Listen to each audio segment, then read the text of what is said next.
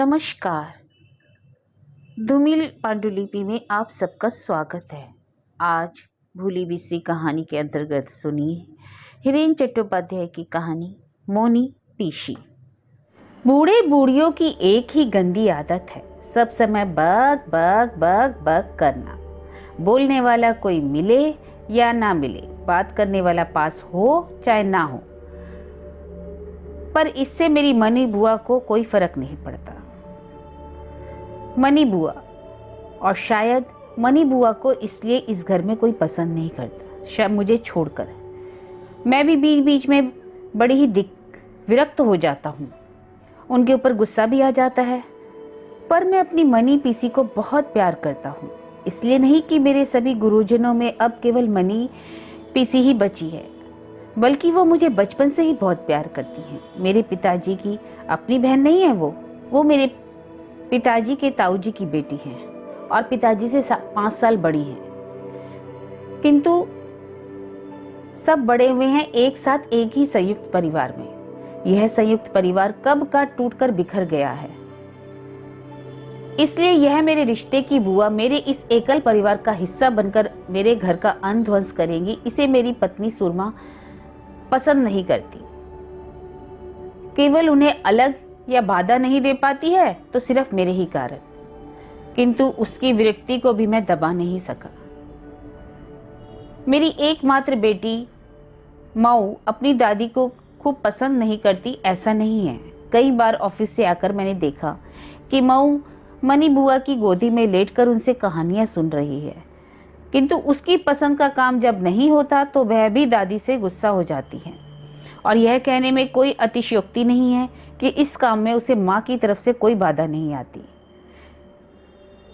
यह कहना गलत नहीं होगा कि मनी बुआ केवल मेरे ही कारण इस घर में टिकी हुई है।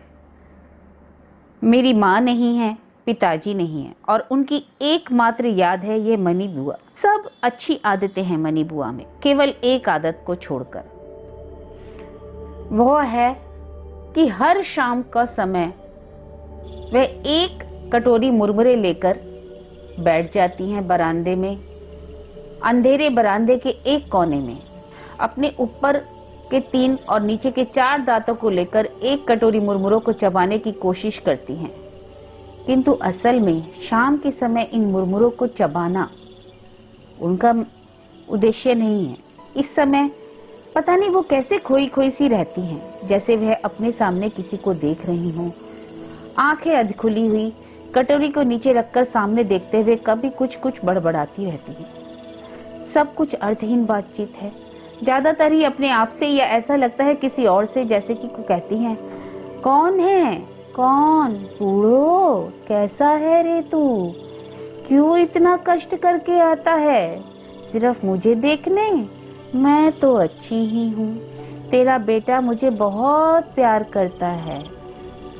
ना ना ना विभा, मत डरो, तुम्हारा संसार मैंने संभाल कर रखा है। तुम्हारी बहू की बात कर रही हो, वो तो बहुत अच्छी है, खाली मुंह से थोड़ी कड़वी बात जरूर निकालती है, पर मन ही मन मुझसे बहुत प्यार करती है, जानती हूँ मैं। बूढ़ो मेरे पिताजी का नाम है और विभा मेरी माँ का। पिताजी का देहांत हुआ मेरे कॉलेज के प्रथम वर्ष में और माँ उनसे 5 साल पहले ही स्वर्गवासी हो गई। ऐसा लगता है कि मनी पीसी गलत या भूल भाल नहीं बोल रही हैं, क्योंकि ये अर्थहीन वार्तालाप वो केवल अस्वस्थ नहीं स्वस्थ तन मन के साथ करती हैं। दूसरा, मैं सब बातें कभी भी वो नींद में नहीं करती हैं, बल्कि शाम के समय एकदम जागृत अवस्था में करती हैं।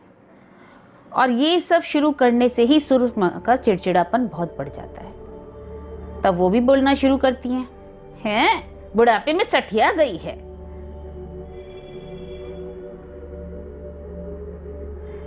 मऊ को भी पहले पहले बहुत मजा आता था और कहती थी, ओ दादी, तुम क्या किसी नाटक के पात्र का संवाद बोल रही हो? बाद में वो भी सब बंद करने के लिए तंग करने लगी उन्हें। मैंने भी खुद बुआ को बहुत समझाया और यह बंद करने के लिए कहा, किंतु मनी पीसी ने हंसकर समझाया और बोली, ओ माँ, यह सब आबल ताबल बातचीत नहीं है बेटा, वो लोग बात करने आए, तो क्या मैं बात भी ना करूं? वो लोग माने माँ पिताजी? मैंने पूछा। नहीं तो और क्या। फिर मैंने पूछा, और कौन कौन आता है? कभी कभी तेरे ताऊ जी आते हैं और कभी कभी तो तेरे फूफा जी भी आते हैं।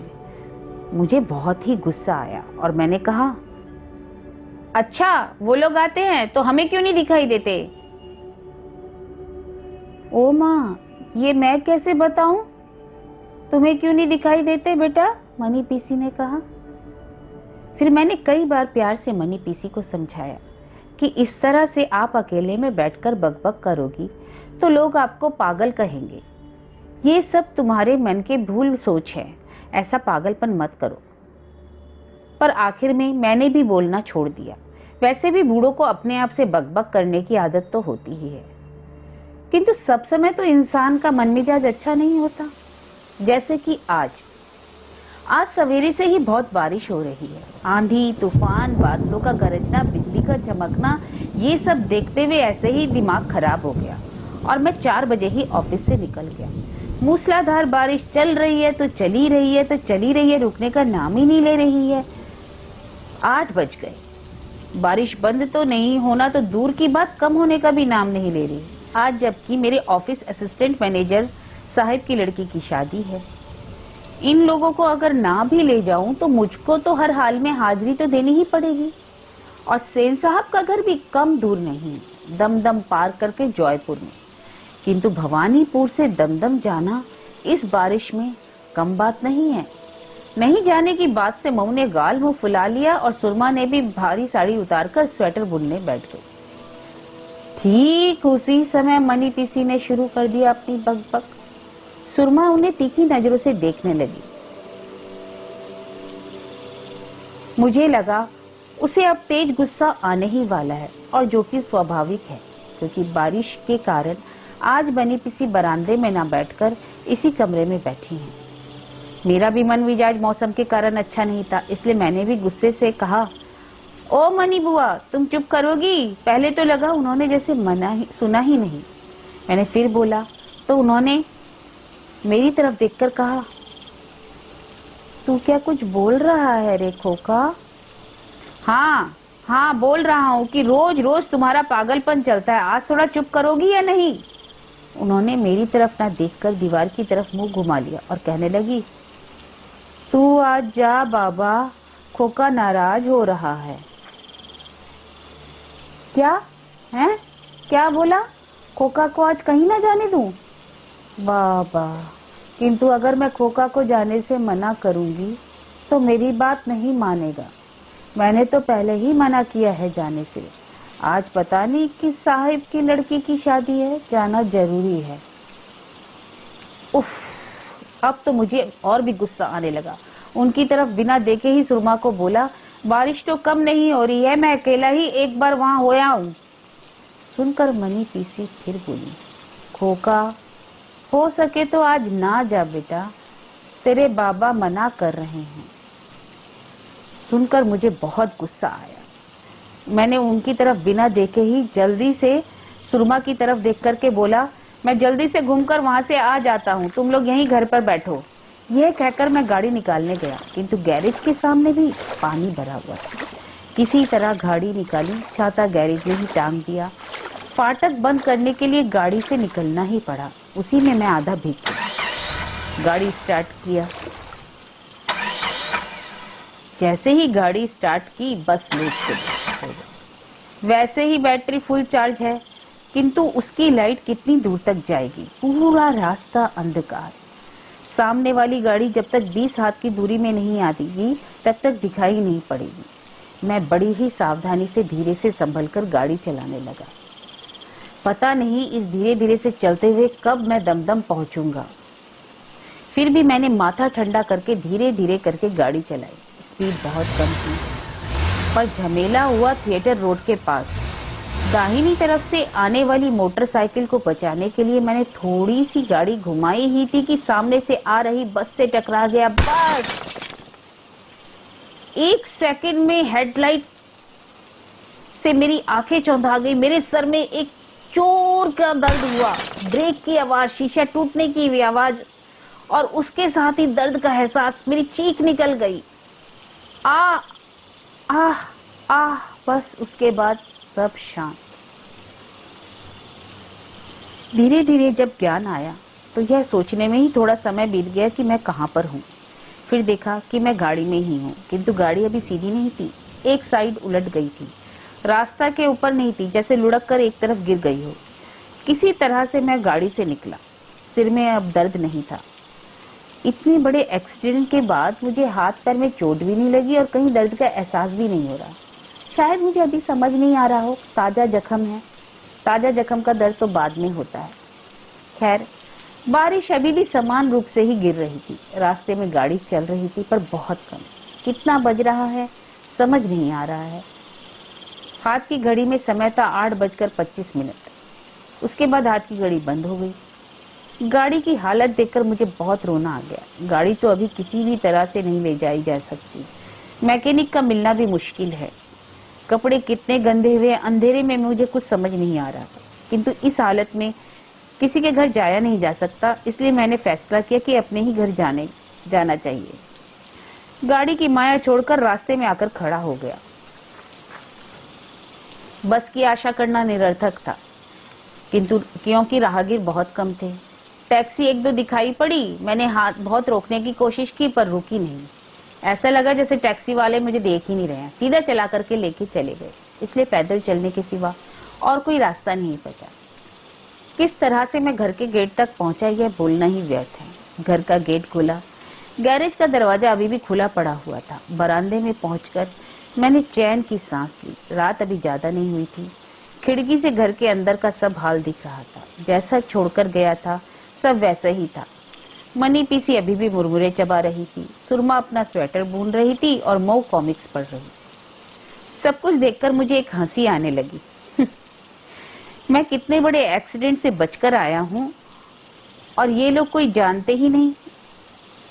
इस प्रकार के एक्सीडेंट से बचना ही भी संभव नहीं है। वहां मैं हॉस्पिटल नहीं जाकर सीधा घर सही सलामत आ गया हूं और ये सब लोग ऐसे ही बैठे हुए हैं। यह तो किसी चमत्कार से कम नहीं है, सोचकर मैंने कॉलिंग बेल बजाई, किंतु आश्चर्य, सुरमा उठी नहीं। मैंने फिर कॉलिंग बेल बजाई, पर मैंने कोई हरकत नहीं देखी घर के अंदर। अब मैंने कई बार कॉलिंग बेल बजाई और दरवाजा भी खटखटाया, पर ये क्या, कॉलिंग बेल काम नहीं कर रही है या ना सुनने का आभास कर रही है। मुझे बहुत गुस्सा आया। गुस्से में आकर मैंने दरवाजे को जोर से धक्का दिया। दरवाजा ऐसे ही खुल गया। मुझे सुरमा पर बहुत गुस्सा आया। रात हो रही है, पता नहीं मैं कब आऊंगा या नहीं। दरवाजा खुलकर बैठी हुई है, कोई भी दरवाजा ठेलकर अंदर आ सकता है। घर में घुसते ही इतनी रोशनी मेरे ऊपर आई कि मेरी आंखें चुंधिया गई। अचानक मेरी नजर सामने के शीशे पर पड़ी। शीशे पर अपना ही अक्स देखकर मैं घबरा गया। ये क्या, मेरे कपड़ों पर इतना खून और कीचड़। इतना खून बहने के बाद मैं कैसे इतना रास्ता तय करके आया, ये सोचकर मुझे बहुत हैरानी हुई। इतना खून से सना हुआ मैं अंदर आया और ये सुरमा मुझे देख ही नहीं रही है, अपने बुनने में लगी है, इतनी मस्त। मुझे बहुत गुस्सा आया। किसी तरह से मैंने अपने गुस्से पर काबू किया और बोला, सुरमा क्या बात है, बताओ तो। किंतु सुरमा वो तो अभी भी वैसे ही निर्विकार बैठी हुई थी। मुझे ऐसा लगा कि मेरी आवाज उसके कान तक नहीं पहुंच रही है। मऊ तो कॉमिक्स पढ़ती है तो किसी तरफ ध्यान नहीं देती, फिर भी जब मैं घर आता हूँ तो पहले मेरे पास आती है, और आज वो आई नहीं मेरे पास।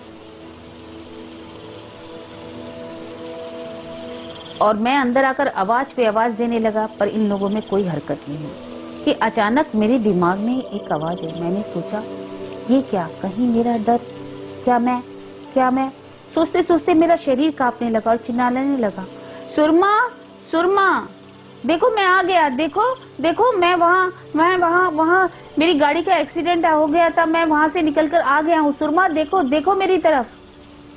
अचानक सुरमा ने अपना बुन्ना एक साइड रखकर जमाई ली और मऊ को देखकर कहा, मऊ चलो खाना खाने। मऊ ने सिर उठाया। इस बार उसका सिर ठीक मेरे मुंह के सामने था। मुझे ऐसा लगा शायद उसने मुझे देखा। पर उसको देखकर ऐसा नहीं लग रहा था कि वो मुझे देख रही है। कॉमिक्स फिर से खोलकर बोली, मम्मी पापा को आने दो, फिर खाएंगे। उसका जवाब सुनकर डर से एक शीतलहर मेरे बदन में दौड़ गई और मैं फिर चिल्लाने लगा, सुरमा, मऊ देखो, मैं इधर हूँ, मैं वापस आ गया हूँ, मैं वहां नहीं गया, देखो देखो मैं आ गया हूँ। और ठीक मेरे सामने मऊ फिर कॉमिक्स पढ़ने लगी और सुरमा अपना बुन्ना उठा करके बैठ गई।